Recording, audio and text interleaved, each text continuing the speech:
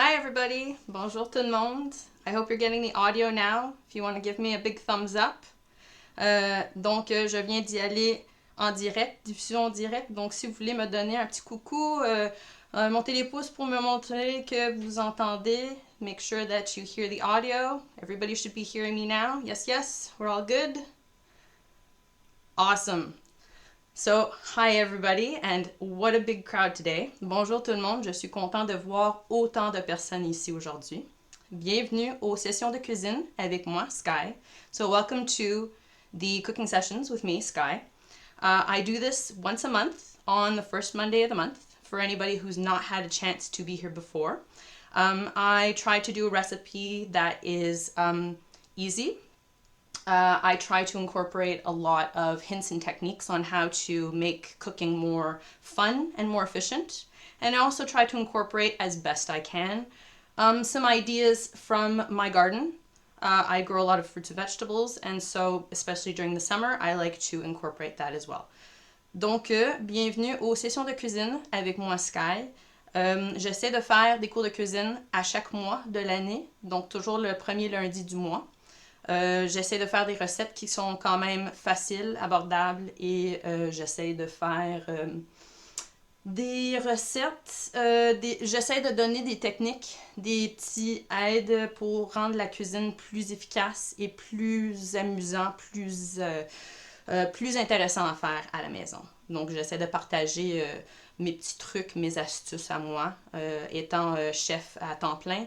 J'en ai amassé quelques-unes pendant ma carrière. So, as a professional chef, a full-time chef, I've amassed a few hints and tips over the years that have made cooking a little bit more easy and fun and efficient. So today, because it is the anniversary week of MOULa, I have decided to do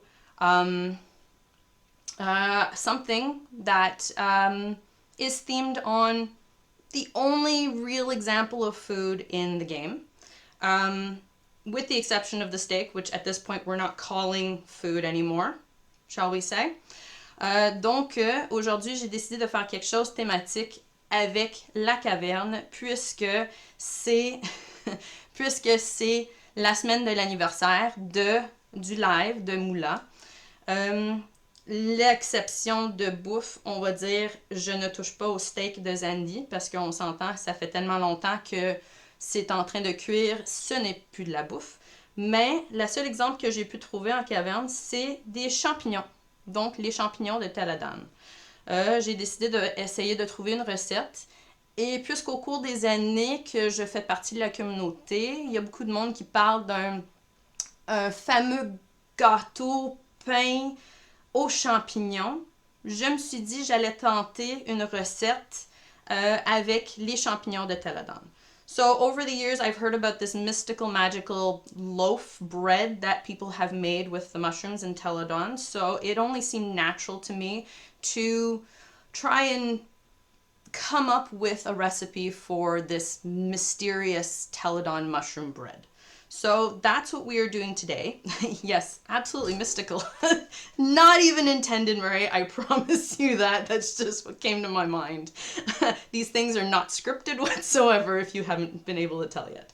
So, we are going to be doing a Teladon mushroom bread. Donc, aujourd'hui, on va faire un gâteau aux champignons de Teladon. And Phil and anybody else who's mentioned quabs, hold on to that thought, maybe next year. I do have to research more food eventually if I plan on doing this for more than just this year, so maybe we'll look into a chatter for next year. But for today, we are going to be doing mushroom bread.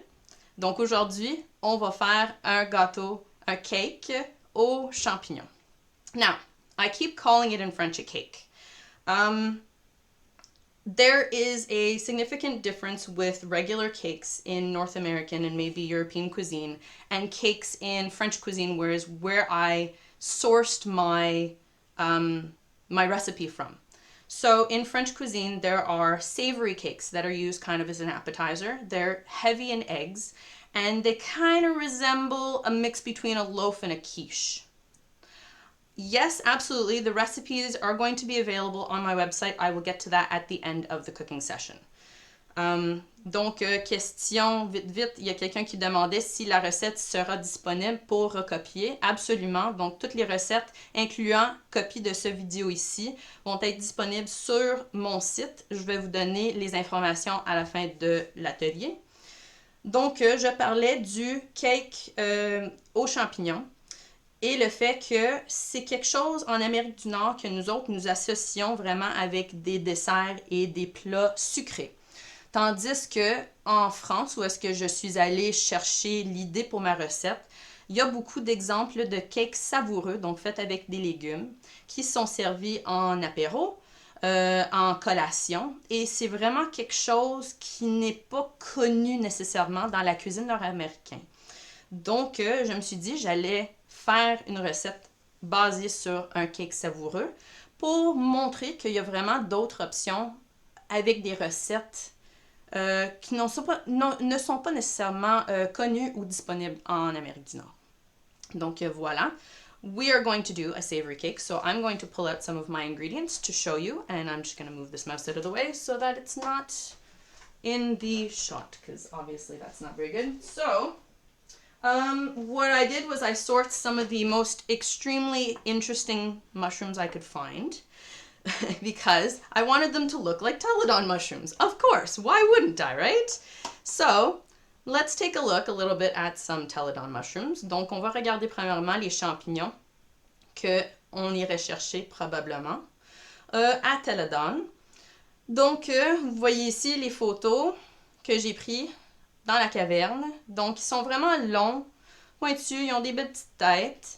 Les petits bébés, ça brille un petit peu sur les murs. So you see there's a little bit of, there's much taller ones. There's obviously the spores falling from the ceiling, but we're going really for the meaty mushrooms. So I went with these particular mushrooms here. So we have these ones, which are called king herring mushrooms. They're very meaty. They have a much smaller top. And I also went with some beach mushrooms, which are a little bit shorter, and these ones really look like some nice Teledon mushrooms. There you go. And they grow in these little bunches here, so they're all kind of trapped together. And then we have these big, long, skinny ones here. These are, let me find the name for you. So these are called seafood mushrooms here. They're Asian types of mushrooms. I got them at an Asian grocery store, so if you have access to an Asian grocery store, that's where you can get these. However, you can use regular button mushrooms or cremini mushrooms in this recipe. The only ones I would avoid would probably be shiitake because they're a bit tougher and might add a little too much chew to the cake. Donc, je suis allée dans mon magasin asiatique préféré pour aller chercher des champignons qui ressemblaient le plus possible aux champignons de Teledon. Donc, ici, j'ai des champignons qui s'appellent king herring. Ici, j'ai des champignons hêtres dans le milieu ici. Et ici, ça, c'est des champignons, en français, ça s'appelle des champignons hêtres bruns. Donc, on a des hêtres blancs, on a des hêtres bruns. Et je vous suggère, n'importe quel champignon peut marcher dans cette recette. Mes premières tests, j'ai faites avec des champignons de Paris. Des champignons café marcheraient aussi facilement. Des champignons huîtres. Les seuls que je ne prendrais pas pour cette recette, ça serait des shiitake. Parce qu'ils sont quand même un petit peu plus durs au niveau de la texture. Et ça donnerait peut-être un petit goût un petit peu plus caoutchouteux, si on peut dire, dans la recette. Donc, j'irais vraiment plus avec des champignons comme ça. Puffballs are not the easiest to source, Phil, nor are they the easiest ones to cook with. You have to really get them at their prime, otherwise they are literally the puffballs that throw out the dust. So I don't think I would go with a puffball in this case, unless you can get your hands on one that's really fresh. Then yes. But these are my mushrooms. So we are going to prepare these. It's about 300 grams of mushrooms. Donc vous avez ici à peu près 300 grammes de champignons pour la recette. Je vais les couper en morceaux pour pouvoir les faire sauter, puisque si on mettait des champignons crus dans la recette, ils feraient sortir toutes leurs os dans le gâteau et à ce moment-là, le gâteau serait pas bon. Morel mushrooms are very, very notorious for being tough to clean, so I would avoid them unless you can guarantee that you can get all the grit out of them. Des champignons de morel sont vraiment, vraiment difficiles à nettoyer. souvent, parce qu'il y a les petits trous dedans, il y a beaucoup de graines de sable ou de terre qui sont pognées dedans. Et à ce moment-là, j'éviterais vraiment, à moins que vous pouvez assurer qu'ils sont complètement nettoyés. C'est désagréable d'en manger avec les petits morceaux de graines de sable dans la bouche. C'est pas une texture qu'on veut en bouche. So, mushrooms. Chopping mushrooms. Easiest ones first are these little beach mushrooms. And like I was saying, you want to cook these first because you want to release all of the water that's in the mushrooms. That's very important because the more water you have left in the mushrooms, the more water you're going to introduce into your cake batter, and the less the cake is going to take hold. It's going to be less cakey texture and more, it'll take longer to bake. So you really want to prepare these and fry them up to release all of the water, and you'll see what I mean. So these ones I want bite-sized pieces, so I'm just going to chop them in half like that. And I separated them up from their little bunch. And I'm going to put those in a bowl over here. Then I'm going to take these lovely beach mushrooms here. And again, I'm just going to even the ends and remove the little tail on them just so that I don't get any of the extra dirt. If you were using the white button mushrooms or cremini mushrooms, you could take a little mushroom brush to them and clean them off. Please, I beg of you, do not wash your mushrooms. Mushrooms are like sponges, they just absorb water. Donc ici, je suis en train de couper les tiges sur les champignons, juste pour enlever les petits bouts où est-ce qu'ils pourraient avoir de la terre. Mais ces champignons-là sont quand même assez propres. Si vous utilisez des champignons de Paris, des champignons café, utilisez une petite brosse à champignons pour pouvoir les nettoyer et enlever la terre qui sont dessus. S'il vous plaît, je vous en prie, ne lavez pas vos champignons à eau courante. Les champignons, c'est comme des éponges, ils vont absorber toute cette eau-là et vous allez introduire encore plus de liquide dans votre recette. So I'm just going to transfer these over here. Donc, je transfère mes champignons coupés en morceaux à peu près 3 cm de long dans le bol ici. Et maintenant, je vais y aller avec mes grands champignons ici, les king herring. J'enlève encore une fois le petit bout. So these are the king herring mushrooms. I'm just going to take off those stem ends. And these ones, the best way to cut them is to cut them just in half. And then slice them at about, say, 1/2 inch. And they'll cook up at about the same speed as the other ones. So you want bites that are all about the same size, and that way they're going to cook really nicely. Donc, les king herring, je les coupe à la longueur en deux, et je vais couper des morceaux à peu près 1 cm, un petit peu moins qu'1 cm de largeur. Je veux que les morceaux soient à peu près la même grandeur que tous les autres morceaux de champignons pour éviter d'avoir des morceaux qui vont cuire plus vite que d'autres. Donc ça, c'est mes petits champignons qui sont coupés. J'enlève toutes les tiges ici. On va nettoyer la surface. So I'm just going to move these out of the way, clean off my surface, and I'm going to bring in my cooktop. And now I know you were talking about Montreal there. You're absolutely right. Montreal is known for smoked meat. It's also known for poutine. It's known for a heck of a lot of other things. And if anybody is coming down from Mysterium, I will be more than happy to see you and show you some of the best places to go and get smoked meat. Because I live in Montreal. If you didn't already know, I'm pretty sure I told everybody, but... Donc, il y avait des discussions à propos de sandwich de smoked meat et de la poutine, des spécialités montréalais. Donc, je vous invite toutes à venir au Mysterium cet été, en juillet. Je vais vous montrer les meilleures places pour aller chercher du smoked meat à Montréal. Je suis locale ici, donc j'en mange assez souvent des choses comme ça, la poutine surtout, mais smoked meat très très très bon. Donc, je sors un poêlon. On va faire sauter les champignons ici. So I've now taken out a cast iron pan. You can do this on a regular stove top with a regular pan. Doesn't have to be non-stick. We're going to add a little bit of oil into it here. So, on rajoute un petit peu d'huile dans le poêlon. Et avant de rajouter les champignons, on va mettre un petit peu d'oignon aussi. Donc, j'ai la valeur de... Je vais tasser ça. Un oignon, un petit. Donc ça, voilà. Best oil would be a neutral oil. I cook all the time with olive oil. You could use sunflower oil. You could use a canola oil. You could use a little bit of butter. As long as you're keeping your temperature relatively low, you should be fine. Donc, l'huile de choix pour ça, pour cette recette, vous pouvez utiliser une huile neutre, donc l'huile de tournesol, l'huile de colza, un petit peu de beurre aussi, ça marche bien, puisque vous allez cuire le tout à une température quand même assez bas. Il n'y a pas de danger que l'huile brûle ou que le beurre brûle. Donc, à ce moment-là, vous pouvez utiliser votre choix d'huile. Avocado oil. Yeah, absolutely. You could definitely use avocado oil. My choice is olive oil only because the recipe also has some in it. So I'm trying to get that same flavor into my dish.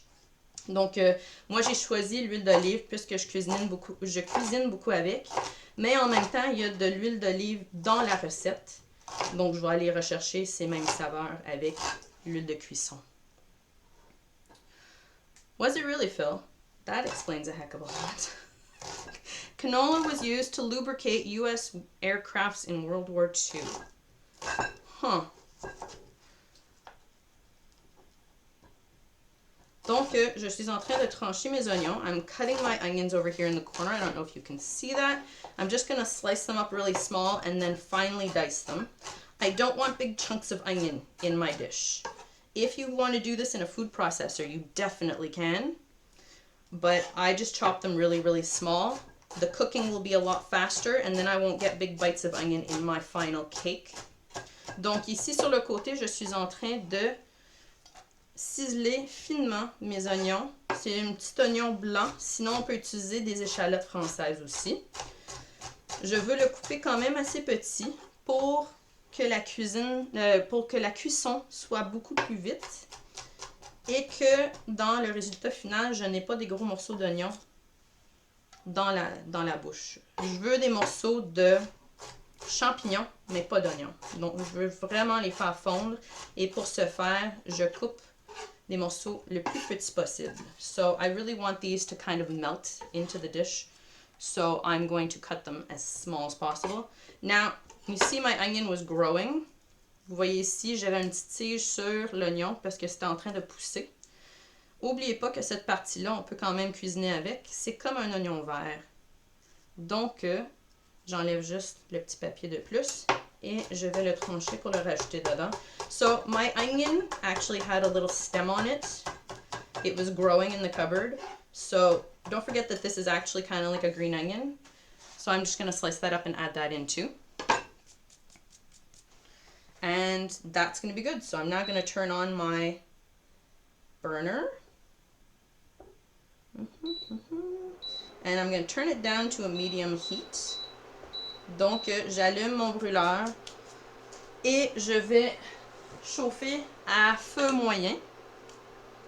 Vous avez l'huile dans le fond. Je vais attendre que ça commence à pétiller un petit peu. Je vais les mélanger pour faire vraiment fondre les oignons dans le poêlon avant de rajouter les champignons. So I'm just going to take this out of the way.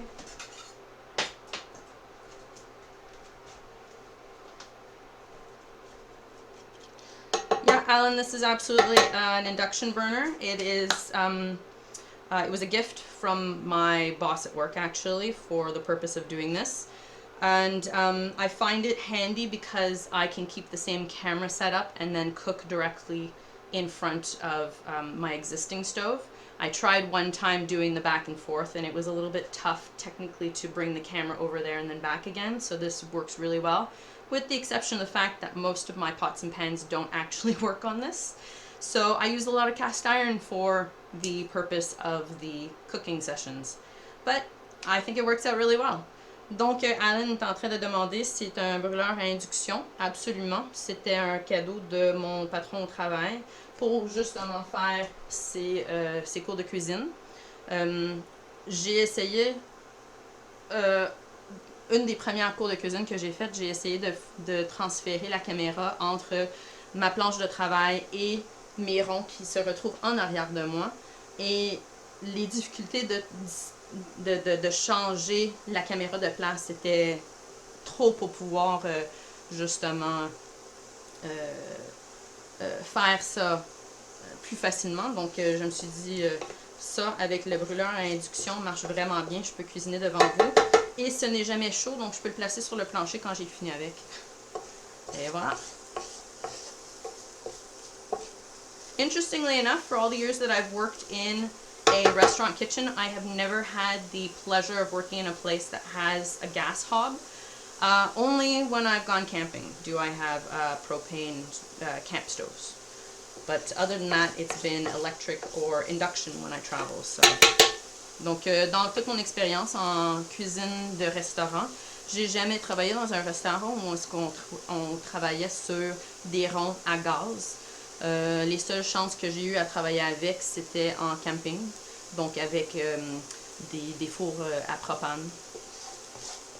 Sinon, c'était des ronds électriques, qui est pas mal la norme en Amérique du Nord, et des ronds à induction que j'ai plutôt travaillé avec quand j'étais en voyage en Europe. So you can see the onions are starting to cook. The temperature is low enough that I don't want these to brown too much. And I'm going to wait until they get just slightly translucent, so maybe 2-3 minutes before I add the mushrooms. Donc, j'ai commencé maintenant à brasser mes champignons.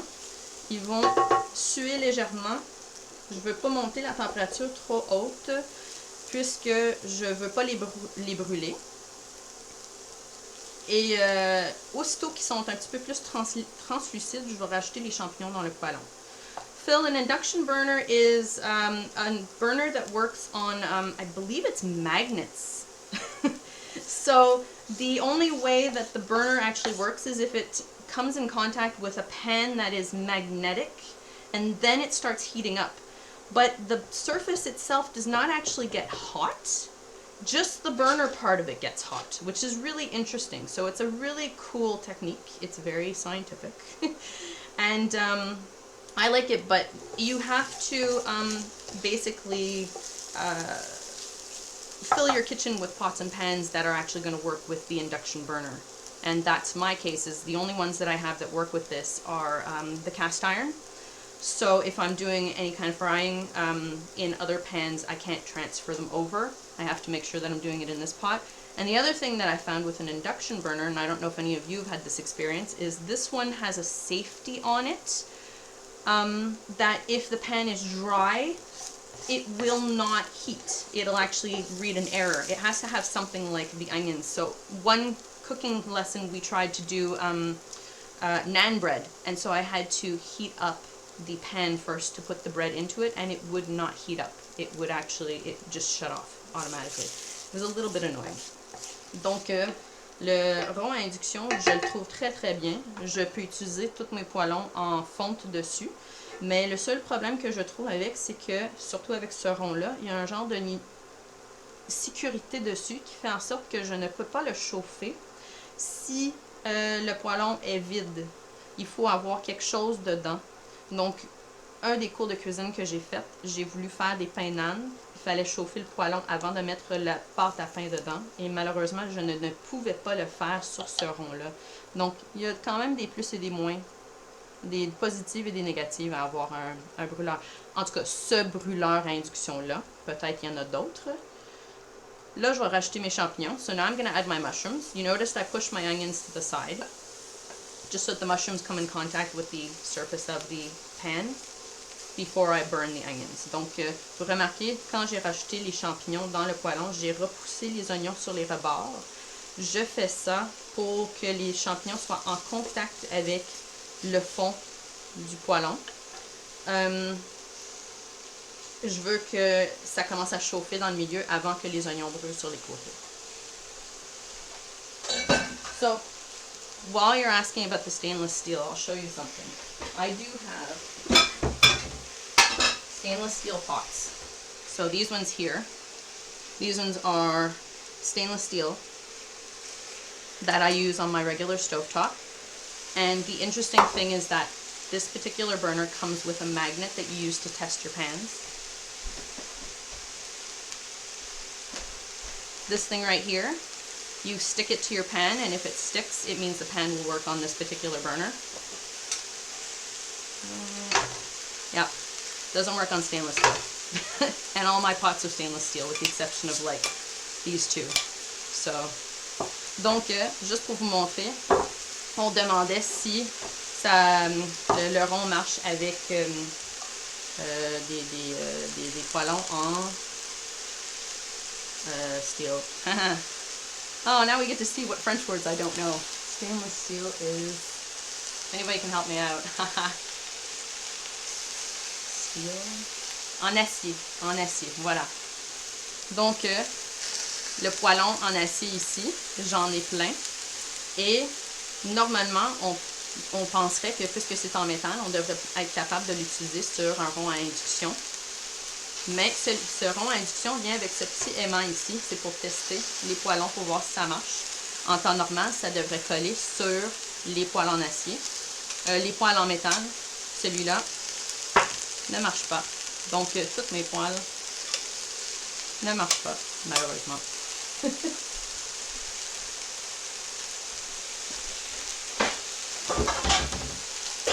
Alright, after that, we're going to start stirring up our mushrooms. Donc, ici, ça commence à faire beaucoup de bruit.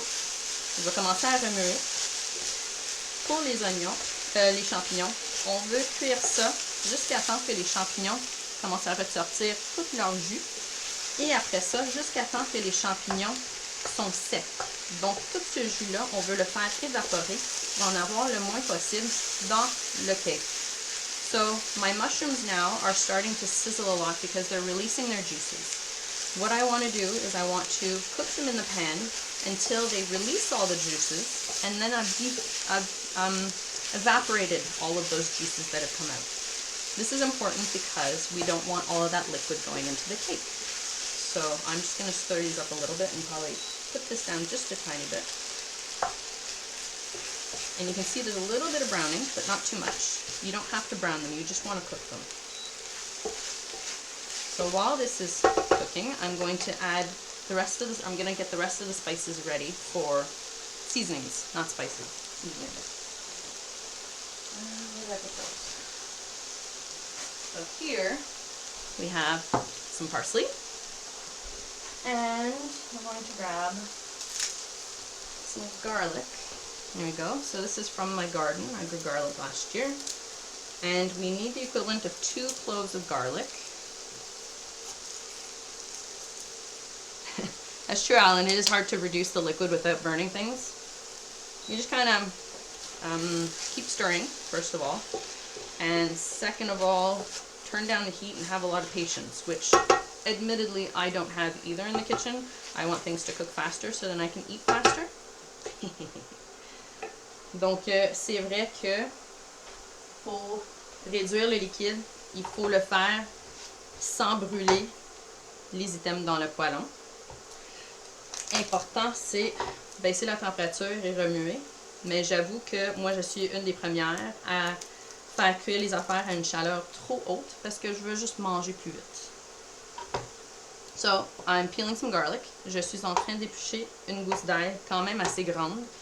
Je prendrai sinon 2 petits et je vais le hacher pour rajouter dans mes champignons, mais à la fin de la cuisson, pour ne pas brûler justement les morceaux d'ail et donner un goût amer au gâteau à la fin. Donc, so I'm going to chop this garlic nice and fine, and I'm going to add it at the end of the cooking process. I want to do that because I don't want it to burn, and I don't want to add all of that extra bitterness into the cake. So you can see that there's some water in there. I don't know if you can see around the edges, there's some water still in there, and there's definitely some steam still coming out of it, so I'm going to let this go for a little bit longer. And at the same time, I'm going to start preheating my oven for the cake. So we're going to start that. There we go. Oven singing. So I've chopped up my garlic nice and fine, and then the other thing that I'm going to add into my pan of mushrooms at the end is some parsley. So I've got some fresh parsley here. I'm just going to take a little bit off to the side. You want about 3 tablespoons of parsley. I'm just pulling them off the bottom here. There we go. Donc, en plus de l'ail que je vais rajouter aux champignons quand ils ont fini de cuire, je vais rajouter aussi du persil frais. J'ai une botte de persil que j'ai acheté. Je l'ai dans une tasse d'eau dans le frigo. Et je vais couper à peu près 3 cuillères à soupe de persil pour aller dans le gâteau. Je veux le persil frais, persil séché, ça ne donnera pas de goût à notre gâteau. So you really want fresh parsley. Don't go for the dry stuff because it's not going to add that flavor that you want in the cake. And this doesn't matter if it's a little bit of a rough chop. It'll be just fine. So there's the parsley and the garlic, and that's going to be ready to add in. And these mushrooms are starting to stick to the bottom, so I'm going to say that they're just about ready. The water's come out of them really nicely. Donc les champignons semblent être pas mal prêts. Ça commence à coller au fond maintenant. Et je ne veux pas les brûler justement. Donc on va fermer ici. On va rajouter sel et poivre. So I've turned off my burner now. I'm going to add a little bit of salt and pepper. There we go. And then I'm going to add in my garlic and parsley. And they're going to heat into the mushrooms with the residual heat of the pan, because the pan is still nice and hot. Donc, sel et poivre pour assaisonner, et je rajoute l'ail et le persil. Ça va cuire avec la chaleur résiduelle dans le poêlon en fonte. Bye, Cor! Thanks for hanging out. I'll have the recipe available on the website and the video probably sometime this evening.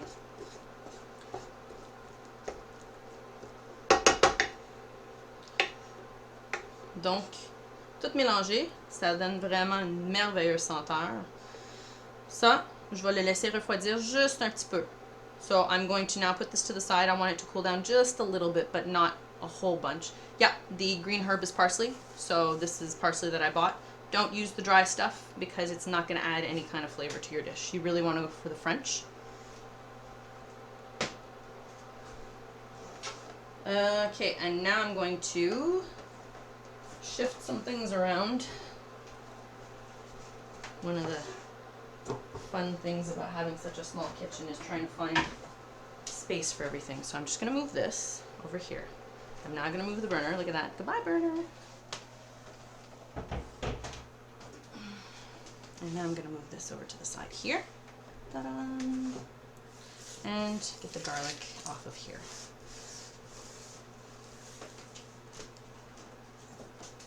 Alright, so mushrooms are ready to go into the mushroom cake. Donc, les champignons sont prêts pour aller dans le cake aux champignons. Maintenant, on a besoin d'un cake.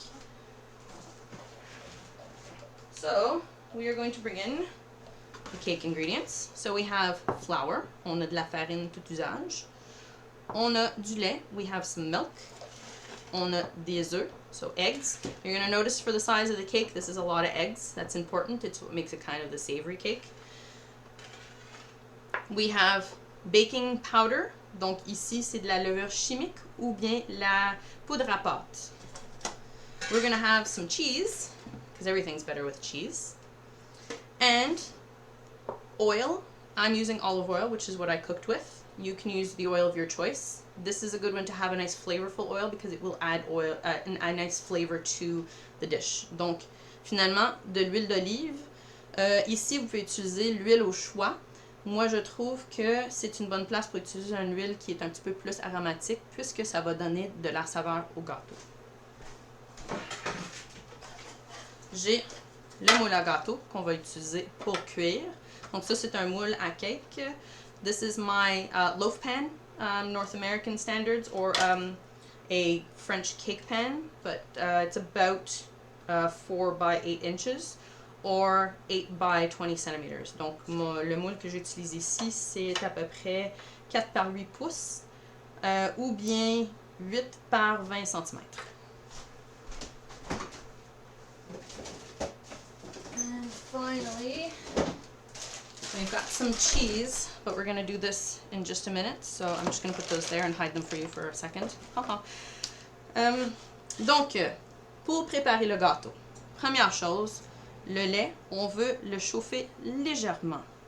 Donc, on veut un lait qui est tiède, on ne veut pas un lait qui est froid. L'important avec ça, c'est que ça va réchauffer légèrement les œufs, qui vont à ce moment-là être une bonne température pour accepter les champignons chauds qui vont aller dans la préparation. Donc, tout vraiment marche ensemble.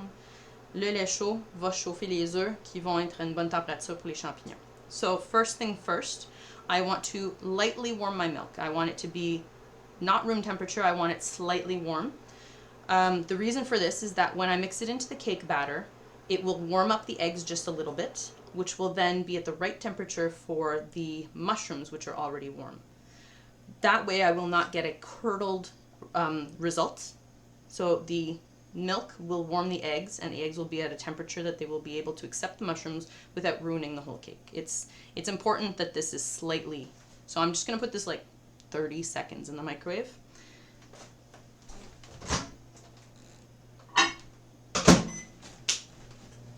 Then I'm going to get my pan ready, and the reason I do this is because I'm not going to add extra oil. I'm going to use the oil that I already have for my recipe.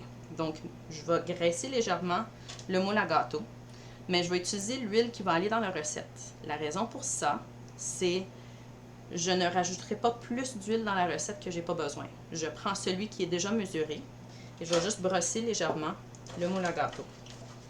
Ça prend pas une énorme quantité non plus, mais c'est une bonne façon de ne pas avoir à gaspiller encore de l'huile pour graisser le poêlon, le moule à cake.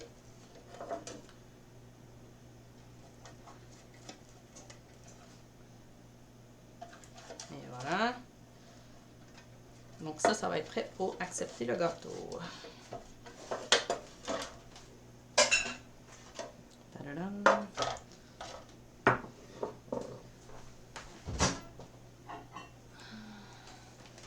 Et le lait, juste là. Donc, très facile ce gâteau. Vous allez faire dans un bol, casser les 3 œufs. Et de 1. So this is an easy dough to make. Think of it almost like the way you would mix a pancake batter, very similar. So we're starting with the 3 eggs.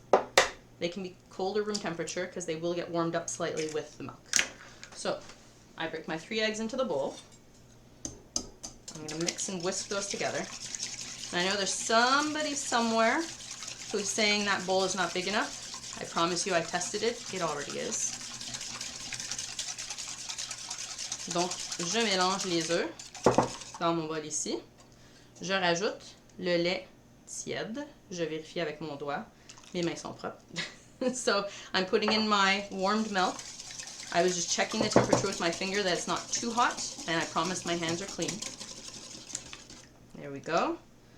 On rajoute ensuite l'huile d'olive. Donc, vos quantités, à part les œufs, vous avez 3 œufs, vous avez une demi-tasse ou bien 125 ml de lait et vous avez 100 ml d'huile au choix.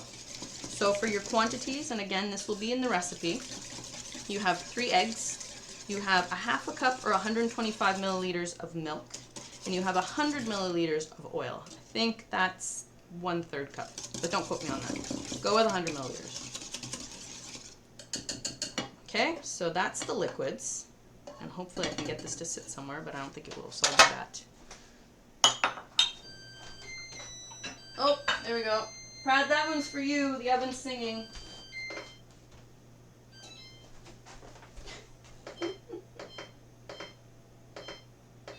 Okay. Ay, ay, ay, ay, ay.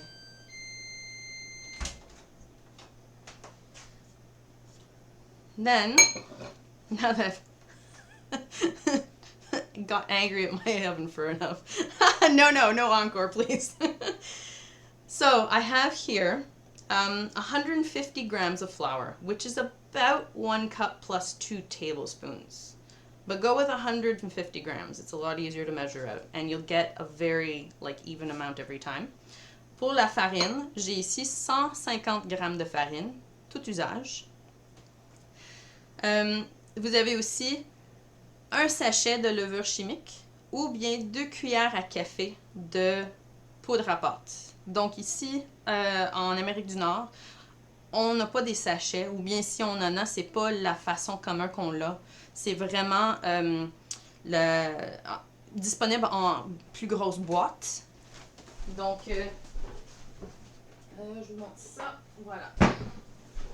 Donc, on achète celui-là. C'est de la poudre à pâte dans une canne, parce qu'on l'utilise quand même très souvent dans des recettes. Et on la mesure par cuillère. Les sachets, c'est plutôt européen, je crois. Possiblement juste français, mais les gens qui sont en Europe, vous pouvez peut-être me dire si c'est commun partout ou bien si vous pouvez avoir des plus grandes quantités comme ça. So I'm talking about the baking powder because the recipe I'm using actually asked for envelopes of baking powder. Now, in North America, I know that we get baking powder more in larger quantities than in sachets. I do not believe it's very common to find the envelopes of baking powder. So this recipe calls for 1 envelope, which is the equivalent of 2 teaspoons. But anybody who's in Europe, can you tell me if it's very much a common thing to have the envelopes rather than the can? Because I have not had experience finding envelopes here in Canada anyways, and I believe in the States too, it's not common to have the envelopes, so I had to find the equivalents. Okay, you do have the envelopes in Poland. Can you get larger quantities like this? Like in the can? So, as I'm waiting for answers, we're going to take the baking powder and we're going to sprinkle it into the flour, and we're just going to mix that together. Donc, je suis en train de mettre ma levure chimique que j'ai mesurée, c'est 2 cuillères à café pour l'équivalent d'une enveloppe. Je la rajoute dans ma farine et je mélange juste pour que ça soit bien mélangé, incorporé dans le liquide. Et je vais mettre ça dans mon liquide. Je vais l'envoyer en neige par contre pour le mélanger. Je ne veux pas avoir trop de grumeaux. So, if you are adding your flour in, you want to do it by sprinkling generously, but not too generously. You don't want lumps. If you have experience making pancakes, you want to sprinkle your flour to avoid the lumps. So this is the same technique as you would have for pancakes. And you'll see it'll start a little bit lumpy, but it's one of those ones that really does mix in nicely eventually.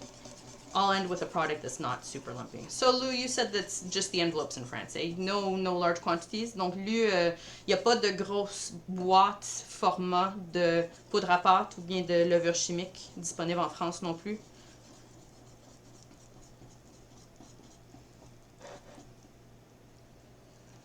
So I'm going to, not so much white eggs. Yeah, that's a North American thing.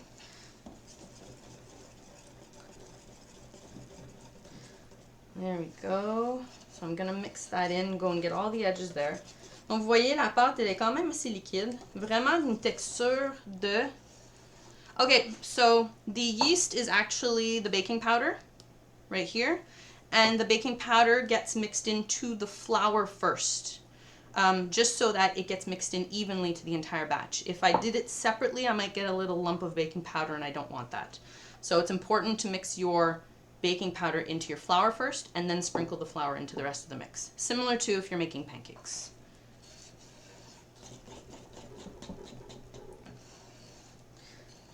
So yeah, it's a very nice creamy batter, and you can see there's really no more lumps left in here.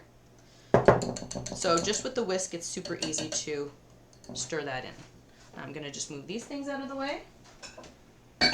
Donc ici, on travaille vraiment le bras. On utilise un fouet pour pouvoir mélanger la farine délicatement dans les liquides. On brasse jusqu'à temps qu'il n'y ait plus de grumeaux, comme si on faisait une pâte à crêpes, pâte à pancake. Assez facile à préparer. On le met de côté. C'est une pâte qui est quand même liquide, mais puisqu'on va rajouter beaucoup d'ingrédients, elle va quand même prendre de l'ampleur par après. Maintenant, fromage. So, I suggest a strong cheese in this. I wouldn't go so far as to put a Parmesan or anything. Yeah, so in this particular recipe, Caver, it's the baking powder is working similar to a yeast. The reason that we're using a baking powder is because it's a quick cake rather than it's a quick bread rather than a standard bread, so you don't have that rising time. So this, once it's mixed up, is going to go straight in the pan and then straight into the oven. And it will rise in the oven because of the chemical reaction with the ingredients that are in it. So baking powder has the baking soda in it, which is a basic element, and it also has I believe it's powdered citric acid, which when they come in contact with liquid creates that reaction, kind of like the volcano experiment that you do when you're a kid, and therefore it will cause bubbles to form in the cake and it will cause the cake to rise. Donc ici, au lieu d'utiliser une levure fraîche qu'on utilise dans les pains normaux, on utilise la levure chimique. La raison pourquoi on utilise la levure chimique, c'est parce que c'est considéré un pain rapide. Il n'y a pas de période de temps qu'on va laisser la pâte gonfler. Ouais, c'est ça. La levure de boulanger, on l'utilise dans les pains normaux. Ça, c'est vraiment un pain rapide. Donc, on ne la laisse pas reposer. On va vraiment la mettre directement dans le moule à gâteau et on va le mettre directement au four. Le processus chimique avec la levure chimique fait en sorte que le pain va gonfler dans le four. Donc, c'est vraiment un processus assez rapide. Pour le fromage, so for the cheese, you want something that's a little bit sharp. So a sharp cheddar. I'm using a French Emmental here because I had that. Or actually, it's not a French Emmental. It's a Hungarian Emmental. Ooh. Regardless, it's a nice sharp cheese. You could use a sharp cheddar as well. So I have here an English cheddar, which I got on sale. This one is a Dorset Natural Farmhouse cheddar. It's aged. Yeah, fancy. There you go, Ellen. That's exactly it. So it's about 100 grams of cheese in here. You could use a sharp cheddar. You could use the Emmental. You could use probably a Gruyere would be really good. You could use a Comté. A whole bunch of different mixes of cheese, as long as you're staying within that 100 grams and you don't want anything milder or more gooey, so no mozzarellas, because it will change the texture of the bread. So, on veut un fromage qui est quand même assez savoureux. Yeah, Night Tripper, I do have different sizes of grater for this appliance. It's from IKEA. Do you recognize it? But so back to the cheese. Donc j'utilise un fromage qui est assez savoureux. Donc celui-là c'est un hongrois, un Emmental hongrois. Donc un Emmental français marcherait aussi bien. Sinon j'ai un fromage ici d'Angleterre. C'est un cheddar vieilli, un cheddar campagnard qui s'appelle le Dorset Drum. Sinon on peut utiliser aussi un Gruyère. On peut utiliser un comté, mais un fromage qui est quand même assez savoureux. Et on ne veut pas utiliser un fromage qui est à pâte molle, non plus quelque chose qui est un petit peu plus moelleux, comme un mozzarella. Ça va changer vraiment la texture du gâteau. Encore une fois, on ne veut pas rajouter plus de liquide et rajouter quelque chose comme un brie ou un camembert, ça serait trop de liquide. Donc, je suis en train de râper mon fromage à peu près 100 grammes. So I'm grating my cheese. It's about 100 grams on my little box grater here. And there's always a little piece, so this is my tribute. Oh, there we go. See? So there's the cheese, le fromage. Et ça va être ajouté dans la pâte. Mais on va y aller avec les champignons en premier. So first, we're going to add in our mushrooms right into the dough, like I said, because it's that nice warm temperature. We can add the mushrooms right in. And I'll start with this, but I'm going to finish with my silicone spatula to make sure that I get all the tasty stuff out of there. Donc, je rajoute les champignons qui sont légèrement refroidis, mais puisque la pâte est un petit peu plus température pièce, on peut rajouter le tout ensemble. Je prends une petite spatule pour aller chercher toutes les saveurs qui sont dans le fond du poêle. C'est sûr, on ne veut pas faire ça si c'est brûlé. Et ensuite, je rajoute mon fromage aussi directement dedans. Comme ça.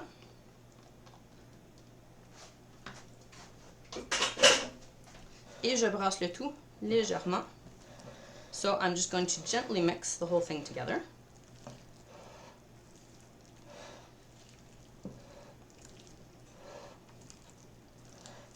So you want to make sure everything is really well coated with that dough and all of the ingredients are really mixed well into the batter. Donc je veux m'assurer que tous les ingrédients sont recouverts de pâte et que tous les ingrédients sont bien repartis dans la pâte aussi. Je veux pas aussi avoir tous les champignons au fond du cake ou bien sur le dessus. Voilà. Et maintenant, on va aller verser ça dans le moule que j'ai brossé avec l'huile. So I'm now going to pour this right into my mold that I brushed with the oil. And I'm going to use the scraper to get all that batter. There we go. And I'm going to smooth out the top if it needs it. It's still a soft dough, so it doesn't necessarily need it. And I'm just going to scrape all the rest of that in there. Again, clean hands. Donc, je passe la spatule sur le dessus, juste pour bien répartir la pâte dans le gâteau complet. Et maintenant, je vais le mettre dans le four. Donc, ça va dans le four à 180 degrés Celsius ou 350 degrés Fahrenheit pour 40 minutes, peut-être un petit peu plus. So, I'm now going to put this in the oven. It's going to bake in the oven for...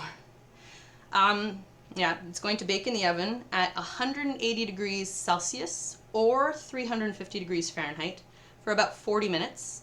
So it really is a loaf cake recipe. It takes that amount of time to really rise and get nice and brown on top.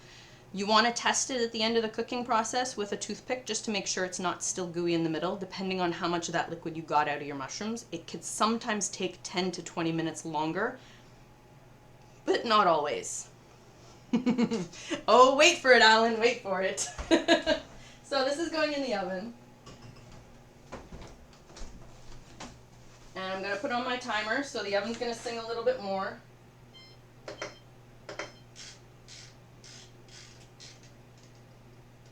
There we go. And I'm going to clear some space. So, Night Tripper, just to mention, yeah, no, the camera crew doesn't actually get to eat the end product because the camera crew is a tripod, so it doesn't eat anything.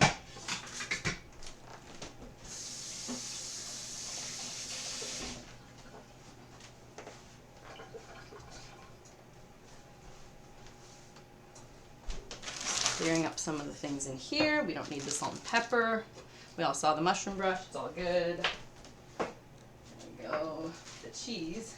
And now, so by the magic of television, we have one that was made earlier.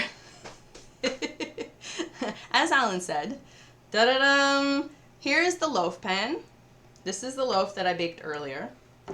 So you can see the top is really nice and brown. It's got some nice cracking on it, and that's the effect of the and that's the effect of the baking powder that does that. So all of the steam that is in the cake as it's baking will not need to escape somewhere. So I did release this one earlier just to make sure that I didn't look like a fool trying to do it live. Donc vous voyez, ça c'est mon cake que j'ai cuisiné plus tôt. Je voulais vous montrer les résultats sans attendre 40 minutes. Donc, j'en ai enfourné plus tôt. Je l'ai refroidi justement pour pouvoir vous montrer. Je vais mettre une belle petite nappe pour vous montrer comme il faut. Et j'ai pris la peine de le sortir comme il faut du moule parce que je veux pas non plus me montrer comme pas capable.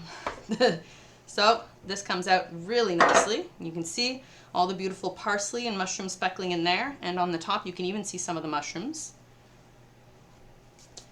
And now what's fun about this is that you can serve it room temperature, or you can serve it chilled. And when you chill it, it actually cuts really, really nicely into squares. So you could serve a little dish of them with a toothpick as a sort of a snack on the side of, say, a glass of wine or a beer at the beginning of a meal.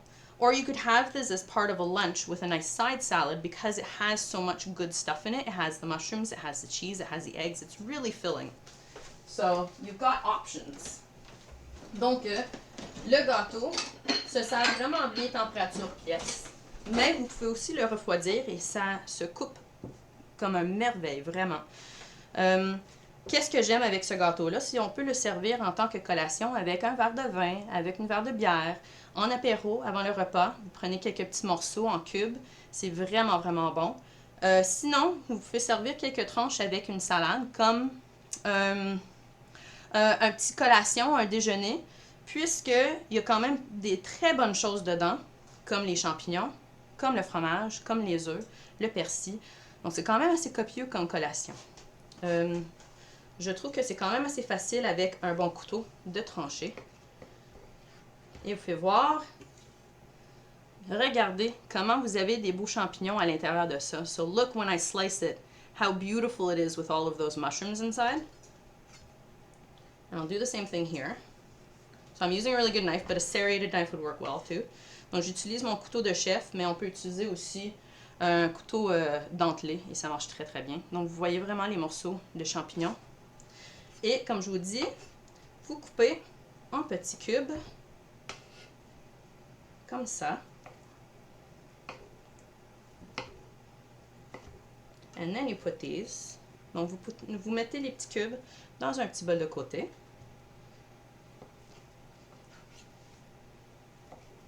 Et voilà.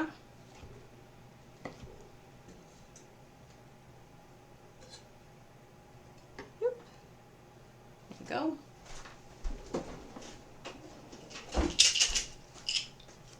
Et vous rajoutez quelques petits pics. Et à ce moment-là, vous pouvez les partager.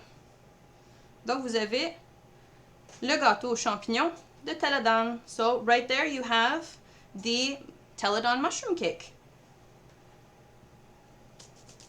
And absolutely, if I could pass this around to everybody in the kitchen, there are so many of you, but I have 2 of them now, and definitely enough for everybody to share. I would be more than happy to share with you. Yeah, it is really delicious. It has a beautiful flavor to it. And the sharp cheese definitely balances out the mushrooms perfectly in the cake. Donc, vous voyez, avec un fromage qui est quand même assez intéressant en saveur, balancé avec les champignons sautés, avec l'ail, avec les fines herbes.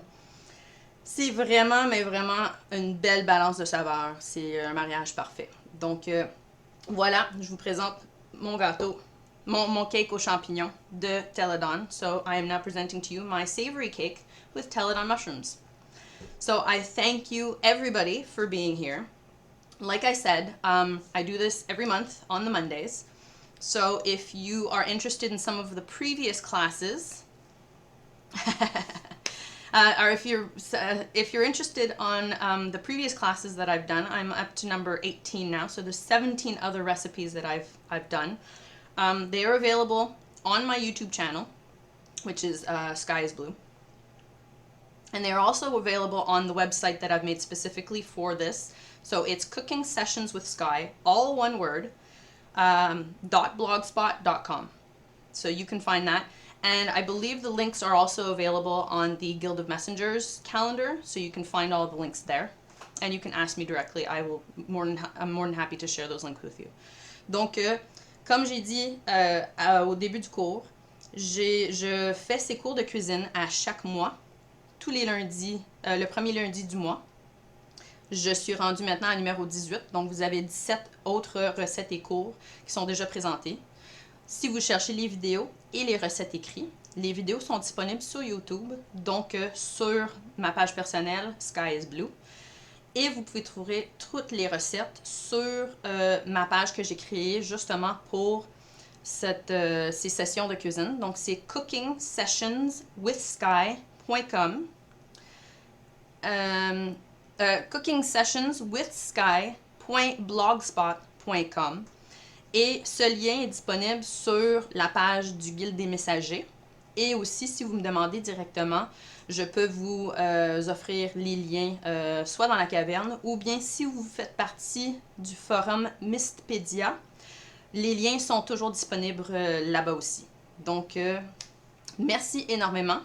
We will be doing another one of these in March, and I'm going to say it's probably going to be during the week of I don't have a calendar near me, but International Women's Day. So we'll see what I decide to do that time. And until then, I will be seeing most of you in the cavern. So thank you for being there.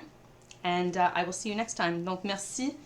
Et à la prochaine en mars, probablement pour l'événement de la Journée internationale de la femme. Donc à la prochaine. Merci.